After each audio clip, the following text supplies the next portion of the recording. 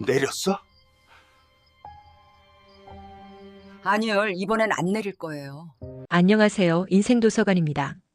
지난 편에서 62살 결혼 35년 차 선희님은 10만 명이 본 영상 앞에서 남편의 당장 내려라는 말에 처음으로 싫다고 말했습니다. 오늘은 이 이야기의 마지막 편, 이혼은 하지 않았지만 처음으로 나를 선택한 날의 사연입니다. 그날 이후로 우리 집은 말문이 닫힌 전쟁터가 되었습니다. 아침밥은 예전처럼 그대로 차려졌지만 남편은 밥을 먹는 내내 한마디도 하지 않았습니다. 밥을 마치자마자 문을 쾅 닫고 나갔습니다. 욕을 하는 것도 아니고 소리를 지르는 것도 아닌데 그 침묵이 욕보다 더 무서웠습니다. 딸은 매일 전화를 걸어왔습니다. 엄마 아직도 안 내렸어? 응. 엄마 왜 이렇게 고집을 부려? 이게 그렇게 중요해? 저는 한참을 망설이다가 처음으로 솔직하게 말했습니다. 응. 나한텐 이게 중요해. 뭐가? 35년 동안 한 번도 못한 말을 처음으로 한 영상이라서 딸은 한숨을 쉬더니 말했습니다. 그래도 가족이 먼저잖아. 전화를 끊고 나서도 그 말이 오래 남았습니다. 가족이 먼저. 맞는 말입니다. 저도 평생 그렇게 믿고 살았습니다. 남편, 시댁, 아이들. 그래서 제 순서는 늘 맨 마지막이었습니다. 그럼 나는 언제쯤 한 번이라도 먼저가 될 수 있을까? 이 서랍 속에 묻어둔 나 다시 열어보기. 집안이 조용한 날 저는 오래된 서랍을 열었습니다. 먼지가 뽀얗게 쌓인 서랍 안에는 잊고 살았던 것들이 들어있었습니다. 아이 낳기 전에 썼던 이력서, 친구들과 찍은 젊은 날의 사진들, 그리고 작은 수첩 하나가 나왔습니다. 그 안에는 삐뚤빼뚤한 제 글씨로 이런 것들이 적혀 있었습니다. 마이너스 제주도 혼자 여행 가보기, 마이너스 머리 짧게 잘라보기, 마이너스 케이크 만들기 배우기, 마이너스 친구들이랑 1박 2일 여행 가기. 저는 그 수첩을 보다가 문득 웃음이 났습니다. 어휴, 별것도 아닌걸. 꿈이라고 적어놨네. 그리고 곧 울음이 났습니다. 근데 이 별것도 아닌 것들을 한 번도 못하고 살았구나. 35해 동안 남편 눈치, 시댁 눈치, 아이들 학교 진학, 누군가의 일정과 기분은 늘 제 꿈보다 먼저였고 그래서 제 꿈은 이렇게 서랍 속에서 시간만 먹고 있었습니다. 그때 확실하게 알게 됐습니다. 이혼이 무서운 것도 맞지만 이대로 사는 게 더 무섭구나. 영상이 안 내려간 지 일주일쯤 되었을 때 딸이 집으로 왔습니다. 얘기 좀 하자. 거실에는 남편, 딸 그리고 제가 세 줄로 앉았습니다. 딸이 먼저 말문을 열었습니다. 엄마, 아빠, 이대로는 안 될 것 같아요. 남편은 팔짱을 끼고 입을 굳게 다문 채 저만 노려보고 있었습니다. 엄마 정말 영상 안 내릴 거예요? 저는 한번 숨을 고르고 말했습니다. 응, 안 내릴 거야. 딸이 고개를 절레절레 흔들었습니다. 엄마, 정말 이혼할 거야? 아니, 이혼은 아직 무서워. 그럼 왜 이래? 저는 그때서야 제 안에 쌓여있던 말을 하나씩 꺼내기 시작했습니다. 35년 동안 나는 한 번도 내 말을 하지 않았어. 당신 말, 시댁 말, 애들 말 다 들어주고 맞춰줬어. 근데 내 말은 누가 들어줬어? 남편이 버럭 소리쳤습니다. 내가 언제 안 들어줬어? 저는 눈물을 꾹 참으며 말했습니다. 매일이요. 국이 싱겁다. 음식을 왜 이렇게 못하냐. 나이 들수록 왜 이렇게 덜렁대냐. 매일 그 말을 들으면서 살았어. 나는 이 집에서 사람이 아니었어. 그냥 집안일 하는 기계였지. 거실이 조용해졌습니다. 저는 남편을 똑바로 보며 말했습니다. 그래서요. 이혼은 아직 안 할 거예요. 솔직히 무섭거든요. 대신에 영상은 안 내릴 거예요. 그리고 앞으로 저를 사람 대접하지 않으면 한참을 뜸들였다가 겨우 그 말을 꺼냈습니다. 그때는 정말로 서류를 꺼낼 거예요. 제 입에서 서류라는 단어가 나온 건 처음이었습니다.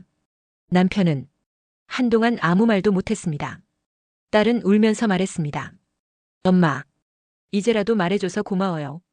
그날 35년 동안 한 번도 열지 못했던 입이 조금은 열린 느낌이었습니다. 그날 밤 저는 다시 작은 방으로 들어갔습니다. 책을 쌓고 화장품 상자를 올리고 그 위에 핸드폰을 세우는 그 익숙한 의식.